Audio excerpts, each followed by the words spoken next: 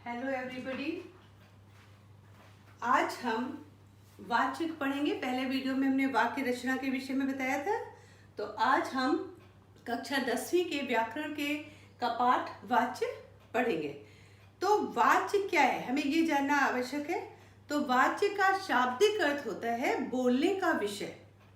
जब हम बोलते हैं, कोई भी वाक्य बोलते हैं, तो उसमें कभी कर्ता, कभी कर्म, कभी भाव की प्रधानता होती है और क्रिया भी इन्हीं के अनुसार चलती है, अतः उसे वाच्य कहते हैं। क्रिया के जिस रूप से ये ज्ञात हो कि वाक्य में क्रिया द्वारा संपादित विधान का विषय कर्ता है, कर्म है अथवा भाव है, तो उसे वाच्य कहते हैं। मतलब कि क्रिया जो है किसके अनुसार चल रही है, कर्ता के अनुसार, कर्म के अनुसार या भाव के अनुसार, तो उसे हम वाच्य कहते हैं। वाच्य 3 प्रकार के होते हैं, कृतिवाच्य, कर्मवाच्य और भाववाच्य। जिन वाक्यों में कर्ता की प्रधानता होती है वो कृतिवाच्य कहलाता है। इसमें अकर्मक और सकर्मक दोनों क्रियाएं होती हैं। इस प्रकार के वाक्यों में क्रिया को करने वाला कर्ता प्रधान होता है और उसी के अनुसार क्रिया भी चलती है। जैसे बच्चा खेलता है, घोड़ा भागता है। बच्चा करता है, खेलने का काम बच्चा कर रहा है, घोड़ा भागता है, भागने का काम घोड़ा कर रहा है। तो इन वाक्यों में बच्चा घोड़ा करता है तथा वाक्यों में कर्ता की ही प्रधानता है, अतः खेलता है, भागता है, क्रियाएं कर्ता के अनुसार चल रही है, तो ये क्या कहलाएगा, कृतिवाच्य। जैसे राम ने खाना खाया, राम करता है, क्रिया खाया है, तो क्रिया किसके अनुसार चल रही है, राम के अनुसार चल रही है, तो यहाँ पे कृतिवाच्य हो गया। राम ने पूरी खाई। कभी कभी इस तरह के वाक्य आ जाते हैं जो हमें कंफ्यूज कर देते हैं, तो हमें कंफ्यूज नहीं होना है, क्योंकि यहाँ पे देखो पूरी खाई, यहाँ पे ये स्त्रीलिंग हो गया, ठीक है। राम पुल्लिंग है, खाया पुल्लिंग है। राम पुल्लिंग है, लेकिन ये स्त्रीलिंग हो गया क्योंकि ये पूरी के द्वारा चल रहा है, पूरी जो है वो स्त्रीलिंग है। तो जब ये ऐसी सिचुएशन आती है तो हमें ये देखना है कि किसने खाई है, राम ने खाई है ना, तो क्रिया जो है किससे प्रभावित है, राम से, तो राम जो है खाने का काम कर रहा है, इसलिए यहाँ पे कृतिवाच्य हो गया। अगर हम इसे कर्मवाच्य में परिवर्तित करेंगे तो के द्वारा जैसे हमें लगाना होता है, तो राम के द्वारा पूरी खाई गई। यहाँ पे पूरी जो है वो खाई गई है, पूरी खाई गई। यहाँ पे क्या खाया है, पूरी खाया है।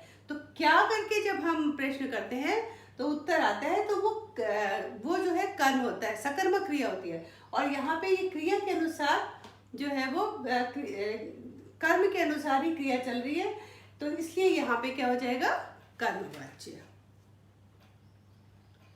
अब कर्मवाच्य में हमने बताया था, कर्मवाच्य में सकर्मक क्रिया होती है, कर्म की प्रधानता होती है, कर्ता और कर्म दोनों होते हैं, लेकिन प्रधानता किसकी होती है, कर्म की होती है, और कर्ता का कभी कभी लोप होता है।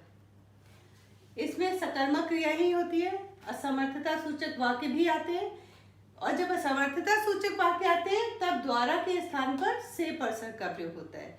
ये वाक्य केवल निषेधात्मक रूप में प्रयुक्त होते हैं और कर्ता की असमर्थता को सूचित करते हैं। उदाहरण के लिए, रमेश द्वारा चाय पी जा रही है। देखो जब कर्मवाच्य होता है तो द्वारा लगाते हैं, ठीक है। तो रमेश द्वारा चाय पी जा रही है, क्या पी जा रही है, चाय, ये कर्म है, कर्म के अनुसार क्रिया चल रही है, तो ये सकर्मक हो गया। छात्रों द्वारा नाटक प्रस्तुत किया गया, क्या प्रस्तुत किया गया, नाटक, ये कर्म है, तो कर्म के अनुसार क्रिया चल रही है। पुस्तक मेरे द्वारा पढ़ी गई, पुस्तक पढ़ी गई है, पुस्तक कर्म है, तो यहाँ पे सकर्मक क्रिया हो गई।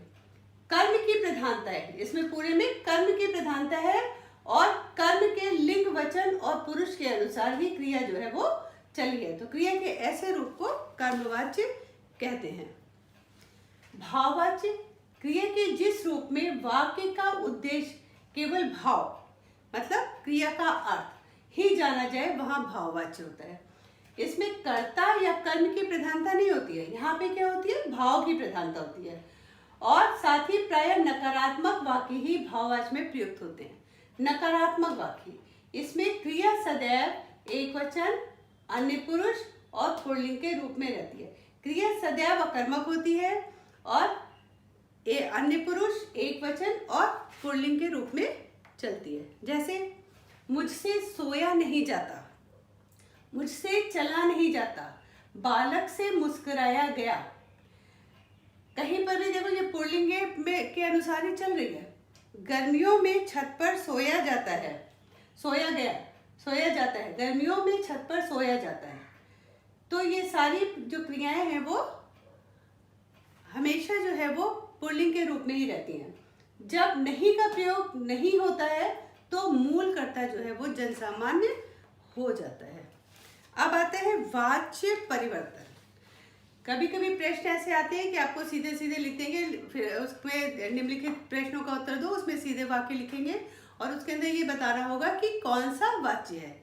और कभी कभी वाच्य परिवर्तन आता है, दोनों तरीके से प्रश्न आते हैं, इसलिए वाच्य परिवर्तन भी समझना आवश्यक है। कर्मवाच्य से कृतिवाच्य बनाना। कर्मवाच्य में कर्ता की प्रधानता नहीं होती, पहले भी हम बता चुके हैं कि कर्मवाच्य में कर्म की प्रधानता होती है और क्रिया हमेशा सकर्मक होती है और कभी कभी कर्ता जो है वो लुप्त होता है। राम के द्वारा पत्र पढ़ा गया, क्या पढ़ा गया? पत्र। तो यहाँ पे क्रिया जो है पत्र के अनुसार चल रही है, तो ये कर्मवाच्य है। अब क्या होता है कि कभी कभी ऐसे भी आ जाता है जैसे शीशा गिर गया, क्योंकि कर्ता लुप्त है, शीशा गिर गया और टूट गया। तो ये है सकर्मक क्रिया से बना अकर्मक रूप, जिसे व्युत्पन्न अकर्मक कहते हैं। जैसे क्रिया का एक ऐसा रूप भी होता है जो कर्मवाच्य की तरह प्रयुक्त होता है, यह है सकर्मक क्रिया से बना इसका अकर्मक रूप, जिसे व्युत्पन्न अकर्मक कहते हैं। फिर है कर्मवाच्य बताते समय संयोजी क्रिया का जाना का प्रयोग पुरुष वचन लिंग के अनुसार किया जाता है। कृतिवाच्य की मुख्य क्रिया को सामान्य भूतकाल में परिवर्तित कर दिया जाता है। सामान्य भूतकाल में कृतिवाच्य की मुख्य क्रिया को, जो मेन क्रिया होती है जिसके अनुसार वाक्य चलता है, उसको जो है सामान्य भूतकाल में परिवर्तित कर दिया जाता है। यदि कर्म के साथ कोई विभक्ति का चिन्ह, जैसे से, ने, कारक चिन्ह जो होते हैं, कोई भी विभक्ति का चिन्ह लगा हो तो उसे हटा दिया जाता है। अब जैसे है रमेश द्वारा चाय पी जा रही है, द्वारा देखो लगा है, जब कर्मवाच्य होता है तो हमें द्वारा या से का प्रयोग करना होता है। अब यहाँ पे चाय जो है वो कर्म है और कर्म के अनुसार ये क्रिया चल रही है। और यहाँ पे रमेश चाय पी रहा है, यहाँ पे रमेश कर्ता है, कर्ता के अनुसार क्रिया चल रही है। तो जब हम परिवर्तित करते हैं तो यहाँ पे रमेश के साथ द्वारा लग गया, द्वारा का प्रयोग करते हैं। माली द्वारा पौधे लगाए जाएंगे, माली पौधे लगाएगा। दीपावली अक्टूबर या नवंबर में मनाई जाती है। अब यहाँ पे कर्ता का लोप है, दीपावली अक्टूबर या नवंबर में मनाई जाती है।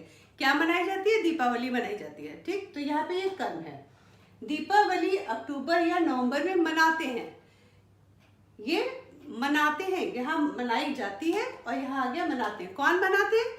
जन सामान्य लोग मनाते हैं, हम मनाते हैं, कुछ भी आएगा यहाँ पे क्योंकि कर्ता का लोप हो गया है। अब कृतिवाच्य से कर्मवाच्य पे मोहन शिकार करते हैं। यहाँ पे मोहन जो है कौन करने वाला है? कार्य को करने वाला है, लेकिन हमने देखो यहाँ द्वारा लिखा है, मोहन के द्वारा शिकार किया जाता है। तुलसीदास ने रामचरितमानस की रचना की, तुलसीदास के द्वारा रामचरितमानस की रचना की। यहाँ पे रामचरितमानस जो है वो कर्मवाच्य है। मैंने पत्र लिखा, मेरे द्वारा पत्र लिखा गया, यहाँ पे पत्र जो है वो कर्म है, तो ये कर्मवाच्य में परिवर्तित हो गया। अब आते हैं कृतिवाच्य से भाववाच्य बनाना। ये हमेशा ध्यान रखना कि भाववाच्य में क्रिया सदैव एकवचन, पुल्लिंग, अकर्मक तथा अन्य पुरुष में रहती है। कर्ता के आगे से लगाया जाता है और कभी कभी कर्ता का लोप होता है। प्रायः असमर्थता या विवशता प्रकट करने के लिए नहीं के साथ भाववाच्य का प्रयोग होता है। अब कृतिवाच्य से भाववाच्य, इसमें क्या है? हमेशा अकर्मक क्रिया होती है, तो हम कृतिवाच्य से ही भाववाच्य हम बनाएंगे।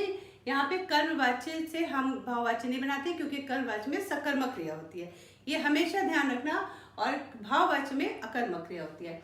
मैं सीधा नहीं बैठ सकता, मैं सीधा नहीं बैठ सकता, मैं क्या नहीं कर सकता? कौन सीधा नहीं बैठ सकता? मैं। लेकिन यहाँ मुझसे सीधा नहीं बैठा जाता, क्रिया बदल गई। क्रिया जो है हमेशा एकवचन पुल्लिंग होती है, अन्य पुरुष में होती है। तो यहाँ पे क्रिया है बैठा जाता, बैठना भी एक भाव है।